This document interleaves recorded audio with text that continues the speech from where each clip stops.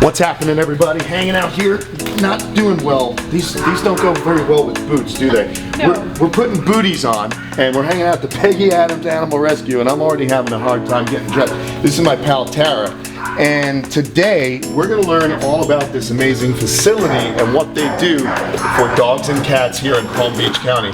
And it's a really amazing place, so I'm excited. You're going to put me through the paces, right? Oh yeah, welcome. We're really excited to have you here. Well, thanks. Well, why am I dressing up like this right now? You are gowning up so that you can enter our kitten nursery. Oh, kitten nursery, huh? This is where we take care of our underage cats and kittens. Or kittens, really. It's nice that you're dressing me because I'm helping just to save time. Yeah, because I'm not. This reminds me of going to the doctor a few years ago. It's a little frightening. We have a lot of women here too, so it's the gloves are meant for little people. Oh, okay, cool. You're gonna have to take that hat off, honey. Yeah. All right. I don't really need much of a hairnet though. I'm starting to look more like a turtle these days. But all right. Well, guys, we're gonna come back and we're gonna be bottle feeding. Yeah. Cute little kittens. All right. Here we go. All right. A good portion of my life has been all about action, which still holds true. But now I pour all that time and energy into wildlife conservation, education, and the pursuit of knowledge. This is Kamp Kenan.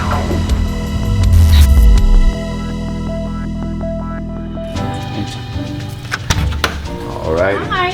Come on in. Oh, this is my pal Leslie. This is the whole reason I'm hanging out here today. My good buddy. Her husband and I happen to do a little music together. So, all right, Les. Are you ready? I'm ready, man. I'm finally here with you. I'm excited. Okay, so What we this doing? is going to be your kitten that you're going to bottle feed. Uh-huh. All right, and I'm going to show you how with a kitten down here. All now, right. she's not as fragile as she looks, so don't worry about that. Okay. So I'm going to take this kitten out, and All then right. you can take yours out. So just push the button there. All right. So you want me to take this little guy out? Huh? Is it a boy or a girl? What do we got here? I love that. See, when my cat does this, it kind of annoys me. Okay, they're hungry, Kitten. Oh, you okay, gotta, you gotta take her out. I'm sorry. I'm enjoying the cuteness, Les. They're like, Oh. they've been waiting for you. Okay, I'm sorry. So how often do we have to feed these animals? Like every 2 or 3 hours. Take your bottle, and you go like this. Uh-huh. And she's gonna latch on, and you want to see her nose and her ears moving, and that Okay. means she's eating. I Okay, gotta doing get it? it in her mouth. I'm trying. Okay, put her down a little bit. Put her down. Okay, hold her head so we can't wiggle. Hold on. This is actually a little bit more stressful than I anticipated. All right. She's excited. Hold her head like this. See the way my hands are on her head? She'll latch on as soon as she's ready. So you grab her And and kind of feed her a little bit. Wiggle, I'm nervous, wiggle, man. This is wiggle, crazy. wiggle, and here you go. okay. There she goes. There she goes. There she goes. Okay. All right, now hold on. We had two people talking. There was a lot of excitement as I was learning how to do this. How long has Peggy Adams been around? 92 years. 92 years. Are you guys, as far as being here in Palm Beach, thank you. I'm doing good. Yeah. I got a pat on the back there. Look at this. I'm used to scaly creatures that don't really, deal with milk. Oh wait, what Hard to happened? tell. It's okay. They move happened? around. They, mom moves. They move. Okay. This is supposed to simulate, a mom. Oh, okay. So we're doing the right thing by moving yeah. around a little bit. And so they have to eat how many times a day? Every 2 to 3 hours, up till they're about 3 weeks, and then they start to transition to a little bit of Oh my gruel. In about 4 or 5 weeks, their teeth have come in and they start to eat on their own. All right. But they need a lot of care because they've been taken from their mom and they don't get the benefit of her immune system. So what's the story with that? Like, you have well-intentioned people that come here, but they'll see these little kittens, and what happens? Mom leaves to go get food. She leaves, and sometimes they take them when they shouldn't. You have to know the mom is really not coming back because it's much harder for them to survive without their mother. And what kind of survival rate? The survival rate drastically decreases if you've removed an animal from its mom. It's very significant. Yeah. It could be more than 50%. Oh my gosh. Yeah, so sometimes it's best just to leave animals and keep an eye on them. Oh, what are you doing? You done, little? Is this Geppetto? I'm gonna name this cat Geppetto. So we'll just give her like a chance Meet the Fox. to breathe a little bit, just like Okay. real babies. You might want to burp her a little. Oh, how does one burp a so I cat? kind of- Hold on a second. This So I is just- interesting. Just sort of Okay, hold keep her and- forward a bit. All right, like And this. just kind of rub her belly, rub her back. She's not super fragile, so you can All right. rub her up a little bit. Do you want to burp, little one? Little Geppetto? You can milk anything with nipples, Greg. That's all I can think about right now. We're having fun. Now, what is the mission here for these little babies? What's the goal? Obviously to keep them alive. Yes. And to find them forever homes. Yeah, in the ultimate situation, we would put them to foster right away, and they could be cared for in a home. During season, we can get up to 50 kittens, so we run 24 hours here. We have some in foster, and then we have a lot of them in here that we're caring for. And once they're old enough, you know, and they're off the bottle, we hope them to go to foster, and then as you'll see later, when they come back from foster, they go to be spayed, and then they go out for adoption. That's fantastic. So, and this is a no-kill shelter, right? We are no-kill, That's absolutely. amazing. Yeah, so this is a lot of work. So you just mentioned you have to have somebody here 24 hours. Yep. What's the biggest challenge in, you know, running a not-for-profit animal rescue? I would say advocacy and awareness. Uh-huh. You know, again, you mentioned being well-intentioned. The big issue is that people interfere a little too soon. We've been conditioned to believe that we should jump in there. I find kittens in my bushes, but rather we do need them to stay with their mother, because you're bringing them to a place that, you know, where people are trying to substitute the mother's behaviors, and that's difficult. So advocacy and awareness about our programs, our services, what to do, what not to do, I think are really some of our biggest challenges in the community. We have 180 fosters right now. Okay. So individual families who take cats, kittens, puppies, and dogs home to get them healthy and to the appropriate age and weight so that they can come back into the adoption program. So everyone has to be at least 2 months old, and kittens have to weigh at least 2.5 pounds before we can safely spay and neuter. So we have to get them to that point so that we can go ahead and put them forward. Move them forward in the program. Les, how long have you been volunteering here? Because you're a volunteer. I'm gonna get off my knees. 2 years.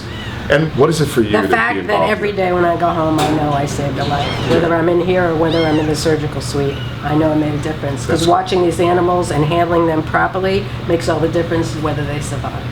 And how am I doing so far? Well, she seems to like you. That's good. I think it's a good response. Okay. I'm pretty happy with that. Like I said, you know, I could tell you how to hold snakes and crocodiles and stuff, but the little fuzzies I need a little help with. But I love them just the same. I mean, I love all animals, so this is just an amazing experience.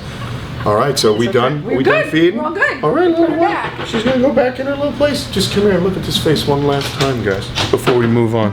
Look at that. That's amazing. All right, we're hanging out in the Zen room here at Peggy Adams, and this is where fosters get acquainted with their wards. And who are we hanging out with here? This is Nellie. Yep. All right. My name is Nellie. Nellie. And this is Locta. Locta, say hello to everybody out there Hi. at Kamp Kenan channel. And Nellie's your foster. Yep. She doesn't like the camera. So back up there, Tom. She's actually a protective mom. Yep. Okay. So how long have you been with her? A week, 8 days. Okay. And her pups are 9 days old. Oh wow. So I got them when they were a day old. Tara, you were saying that fosters are so important Yeah. for what you guys do here. Yeah. So this room acts as kind of a living room to get the animals acquainted with their new owners. Is that what's happening Yes, with their fosters? this is a get acquainted room for potential adopters, and for you know, scenarios like this.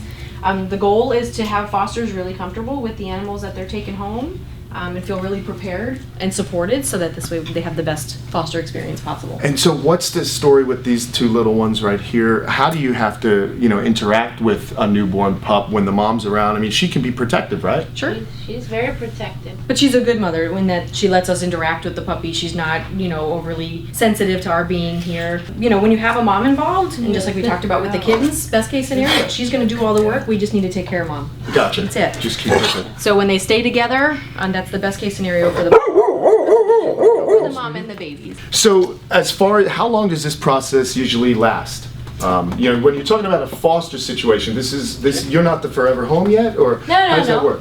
No, I will just keep them at my house until they're ready for adoption. Okay. They'll get spayed or neutered, and then they'll be ready. They'll have their shots. Wow, it's a big commitment, though.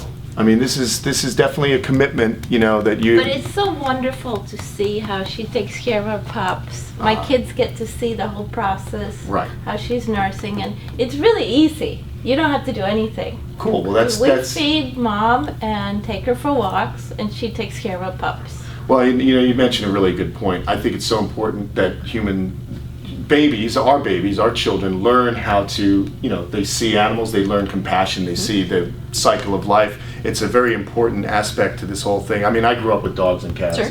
and I grew up to love animals Yeah. of all kinds. Yeah. So this is a really fantastic. It's good. All right, guys. Well, we're going to move along and let her calm down and get right back to the business of being a mom.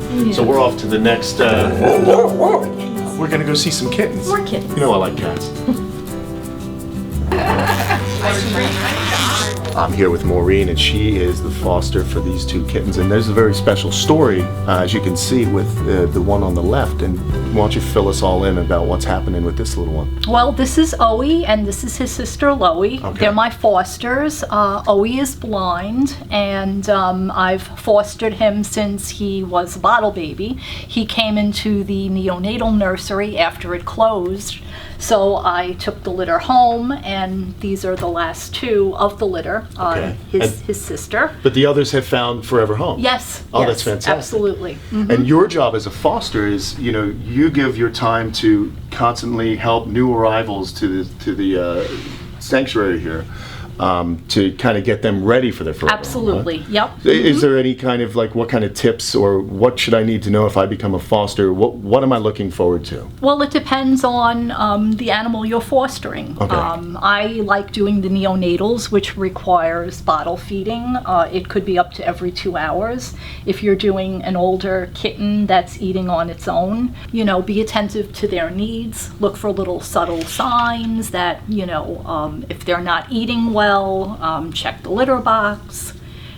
Just the basic care that you would give to a young basic, kitten or cat. absolutely, So can we absolutely. pull these little ones out? Certainly. I like cats, so I'd love Certainly. to kind of get hands on here. Come on, Logan. So she's a little shy, Okay. although at home beautiful. she's a bit of a witch. Oh, really? But yeah, she's fresh. But that's why we love them. They all have their own Absolutely, personalities, and cats kind of do what they want. She's really a good girl. She's just very high energy. She likes to play. She likes to jump. She likes to run. She likes to steal food off the plate. Really? Oh yes. A little mischievous. Yeah, she looks she's- kind of like a bit of a Bengal or something. She does. She has Yeah. beautiful markings her. on her belly. And cats love when you touch their Yep, bellies, as I and just she did. she loves belly It's the rubs. quickest way to lose an eyeball if you play with a cat's tummy. It's a very personal thing. I think if the cat really likes you and lets you play with its tummy, you've done very well. I have Max at home, and when I play with him every once in a while, he kind of loses it. He has Would a you like connection. to hold her? Yeah, thank you. Okay. Very cool. Yeah, Thank she you likes so much. people. Oh, right on. Hello. Oh, that's cute. Really, it's the hat. I gotta tell you, the cats don't like my hat. Whenever I do things with the big cats, we have one big cat at the wildlife sanctuary I volunteer at, and he doesn't like me either. So there you go. Don't wear cowboy hats around the cat. But that was nice. At least I still have my eyeballs. That's Oh, always yeah. good. We're gonna move on and see exactly what else they do here at the Peggy Adams Animal Rescue League. Thank you for everything you're doing. This You're is really welcome. great. It's a privilege. The scale, professionalism, and quality of care at this beautiful facility is truly impressive. After a quick walk around, it's easy to see why this rescue has been around for 92 years and stronger than ever. So this is actually, what blew me away about this place is just the scale that you're operating. And we're here with Dr. Kessler, and you're the lead veterinarian here from Peggy Adams. Can you talk to me a little bit about what's happening back here and how many surgical suites you actually have? Okay, what we have going on here is our high volume spay neuter. Last year we did 16,768 surgeries. A good majority of those were to the public. Okay. A good majority of those were our inside animals, our fosters. We have 3 surgical suites. We have 2 veterinarians on a regular basis hitting about 70 surgeries a day, 5 days a week. Wild. Yes. Wow. So now this is a big process. This is part of the process with the foster animals. I mean, the animals come in, and what do you guys do? You immediately, spay and neuter them. We do. By law, we cannot release an animal out of the shelter unless it is fixed and sterilized. The biggest reasons that animals end up in the shelter in the first place is they're not fixed.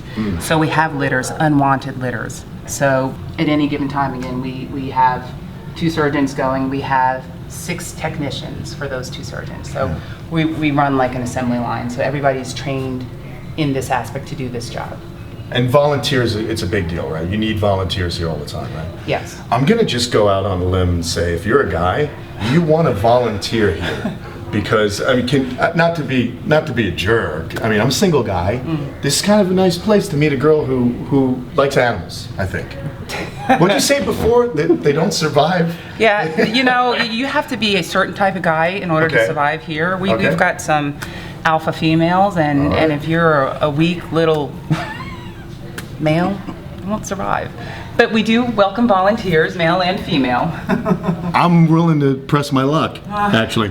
We're joking around. They do need volunteers. I was just kind of having a good time, but it's a great place. So, fellas, are you alpha males?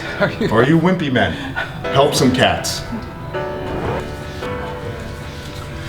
So here we are in the cat adoption room. It's a fantastic room where you can come in and kind of get to know a cat that you might want to adopt. And that's the ultimate goal here at Peggy Adams, is to get these animals forever homes. Wouldn't you say? I mean, that's it. Yes, totally, Yeah, that's the deal.